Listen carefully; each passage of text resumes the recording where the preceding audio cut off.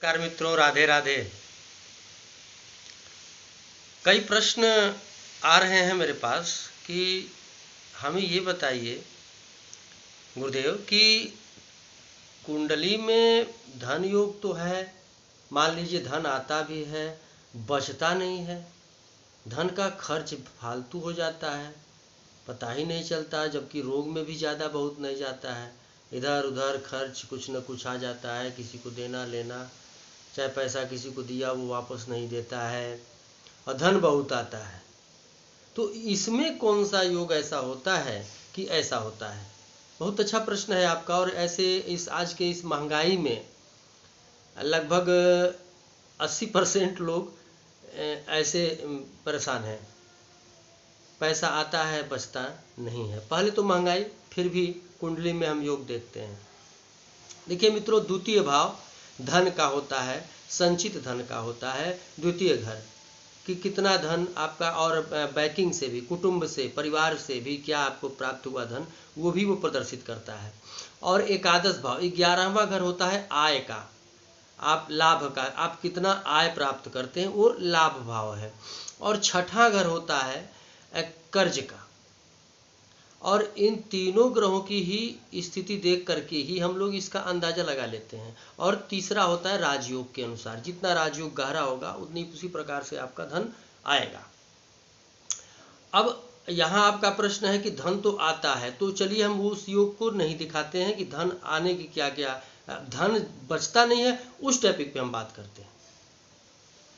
अगर द्वितीय भाव का स्वामी, धन भाव का स्वामी 12वें घर में बैठा हो, द्वितीय भाव का स्वामी 12वें घर में बैठा हो, तो व्यक्ति कितना भी धन कमाएगा, उसका बैंक बैलेंस और बचत नहीं होगी। आपकी कुंडली में मैं गारंटी दे रहा हूं, आप देख लीजिए, अगर हो जाए तो जो नहीं सो।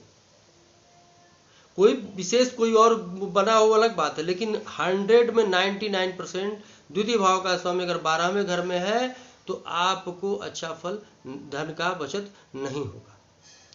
अब लाभेश 11वें घर का भी स्वामी अगर 12वें घर में बैठ जाए तो भी धन का व्यय होता है।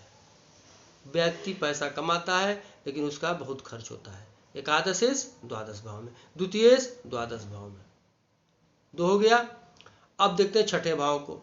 खष्टम भाव का स्वामी, छठे भाव का स्वामी 8वें घर में नीच का बैठा हो, ऐसा व्यक्ति बहुत ही कर्जदार, और व्यक्ति बहुत पैसा कमाते हुए भी खर्च उसका बढ़ता रहता है। ज़्यादातर खष्टेश पीढ़ी होते हैं, ऐसे लोगों का कर्ज, पैसा रोग में और कर्ज के ब्याज में ज़्यादा देखा गया है छठे भाव का।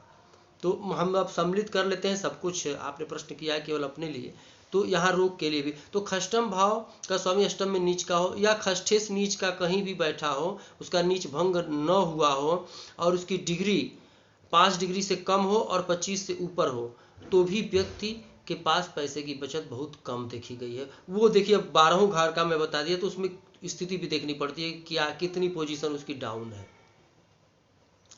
खष्टम भाव का स्वामी अगर एकादश भाव के स्वामी से संबंध बनाएगा, मतलब छठे भाव का स्वामी और 11वें भाव का स्वामी अगर एक साथ कहीं भी बैठे होंगे तो, और उस पर किसी भी शुभ ग्रह की दृष्टि नहीं होगी, लग्नेश की दृष्टि नहीं होगी, तो व्यक्ति फिर भी पैसा कमाते हुए भी वो बचत नहीं कर पाएगा।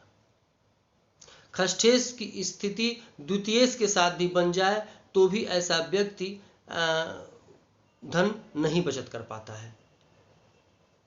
खष्टेश की युति मतलब खष्टेश का संबंध एकादश और अगर द्वितीय भाव से बन रहा है तो व्यक्ति की समस्या बढ़ सकती है। ये ध्यान में रखने बात योग्य बातें हैं। तो यही ऐसा ही योग होते हैं, और दरिद्र योग में भी होता है। तो यहाँ तो इनका प्रश्न है कि धन आता है, ये इनके पास धन बहुत अच्छा आता है लेकिन बचता नहीं। उस टॉपिक पे ही मैंने सिर्फ ये आपको बताया कि ये स्थिति है, तो आपका धन आते हुए भी बचता नहीं होगा। और उन महाभाव का ऐसा कुंडली में था, उनके एकादशेश 11 भाव को स्वामी 12वें घर में बैठे थे, और वहीं पर राहु भी बैठा था।